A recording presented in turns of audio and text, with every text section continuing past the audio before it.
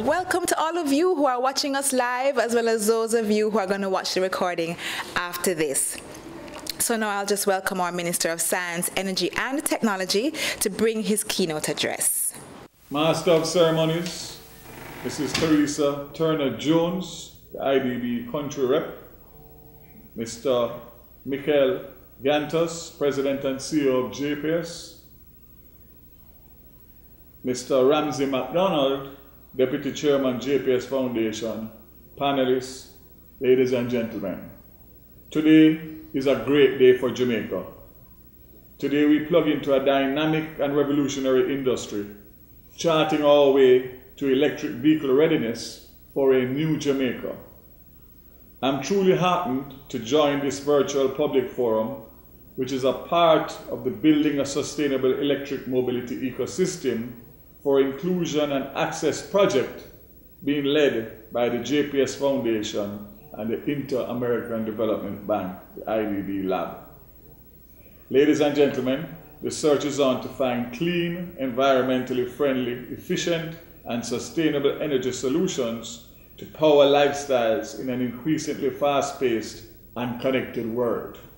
I'm pleased that Jamaica has joined this global thrust, recognizing that innovative changes in the energy sector, and by extension its subsectors of electricity and transportation, are critical to fight against the ravages of climate change. Energy is an important part of our nationally determined contribution to the United Nations Framework Convention on Climate Change, as it recognizes that a shift to cleaner energy will reduce local air pollution and therefore benefit human health.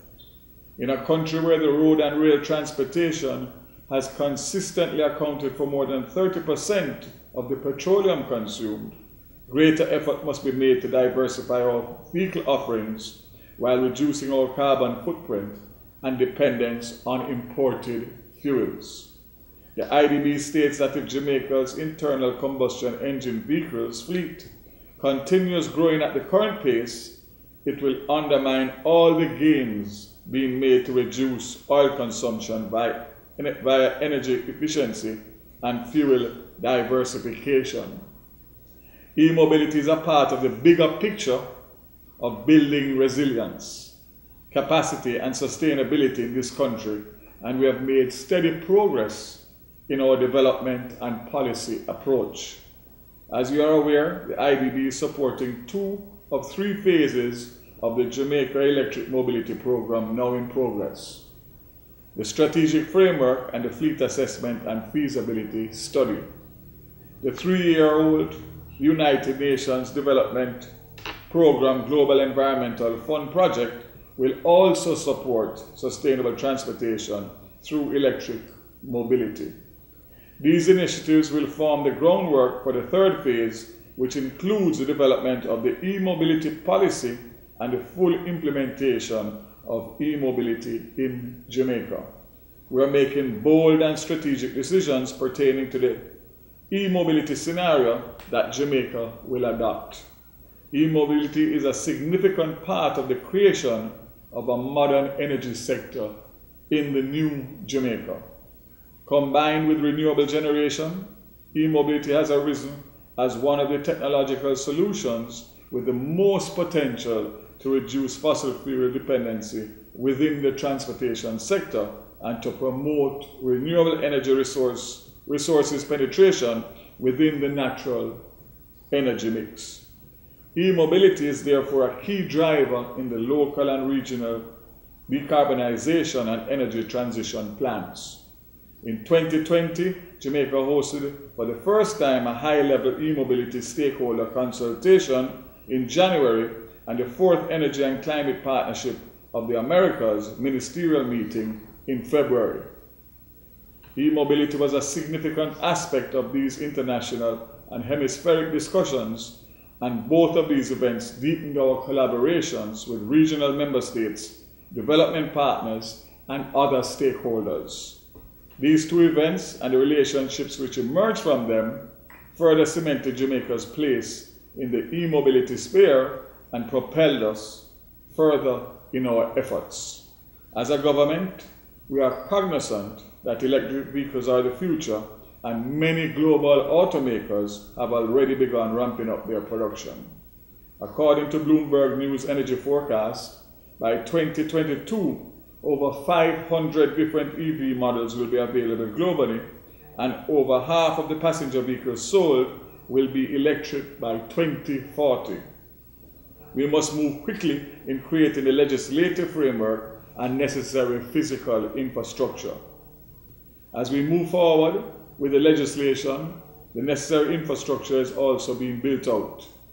Under Component 2 of the Building a Sustainable Electric Mobility Ecosystem for Inclusion and Access project, the JPS plans to deploy 12 charging stations, with the first scheduled to be commissioned in April of this year. Ladies and gentlemen, I am satisfied that through our partnerships, both locally and internationally, Jamaica will not be left behind in this regard. Our national energy policy speaks to Jamaicans using energy wisely.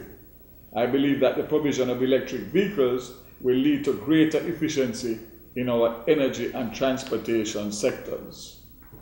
Battery electric vehicles hold tremendous opportunities for our country.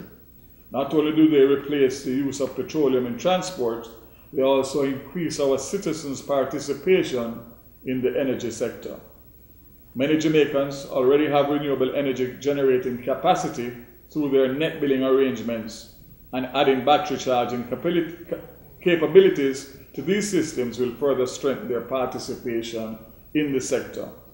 More than 936 net billing licenses have been issued, contributing approximately 21.51 megawatts of capacity to the grid. So, ladies and gentlemen, we have entered the last decade towards 2030. From this point onward, it is not a marathon, but a Usain Bolt sprint to the finish. It is a time for acceleration of strategies and plans bolstered by robust policies, legislation, and of course, infrastructure. I reiterate the government's commitment to seeing this initiative through to the end because our future depends on it. Let me use this opportunity to recognize and thank the several stakeholders who have been attuned and supporting this national effort: the IDB, the UN, JPS, Automobile Dealers Association, and various government ministries, departments, and agencies, to name a few. So let's go and let's get fully charged for the road to EV readiness. I thank you very much, and good luck. Thank you very much, Minister. We're certainly looking forward to all of those developments in the electric mobility landscape right here in Jamaica. We're looking forward to that.